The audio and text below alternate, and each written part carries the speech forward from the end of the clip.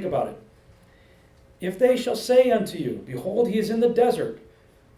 The body of Gilgamesh was pulled out of the desert in 2003. Go not forth. Behold, he's in the secret chambers. The secret chamber of Osiris was found in 1999. Believe it not.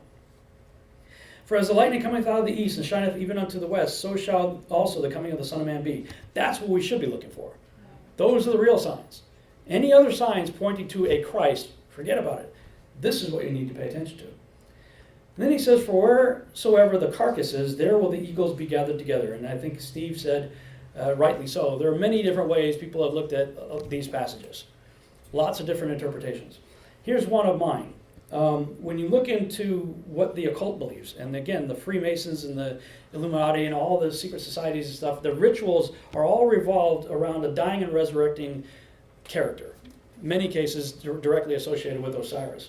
And Manly P. Hall is one of the most prolific writers of Freemasonry, said, whenever you see an eagle with a point on the back of its head, it's not really an eagle.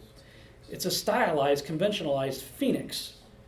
The phoenix is the Benu. It's the dying and resurrecting soul bird of Osiris in the mythology. So I'm at the train station in Washington, D.C., and if you go there and you look up, you'll see the whole top of the train station is lined with pagan gods. There's one that I didn't put in here, but on the left side, the quote sounds like, it sounds like a biblical thing. It says, behold, I put all things under his feet. But it's a Zeus. That's not what my scriptures say, but you look at the stuff, and that's on the left. When you go to the right, you see this right here. You see two pointy-headed eagles facing in opposite directions, and it says, between them, let all the ends thou aimst at be, thy countries, thy gods, and truths be noble, and the nobleness that lies in other men, sleeping but never dead, will rise in majesty to meet thine own. What is that all about? Well, I got two phoenix eagles right there.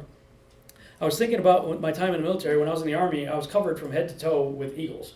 Eagles on our buttons, eagles on our patches, eagles on our shoes. Like eagles are everywhere, the American eagle. But, Manly P. Hall says there's another meaning behind that. And so while we were looking at all this stuff, there was something that I wanted to see, and I didn't know where it was. And we're driving down the road, and I looked between two buildings, and I saw two eagles perched atop pillars, one on each pillar, through this aisleway. I said, I don't know what that is, but let's go check it out. So I go down there, and this is what we find.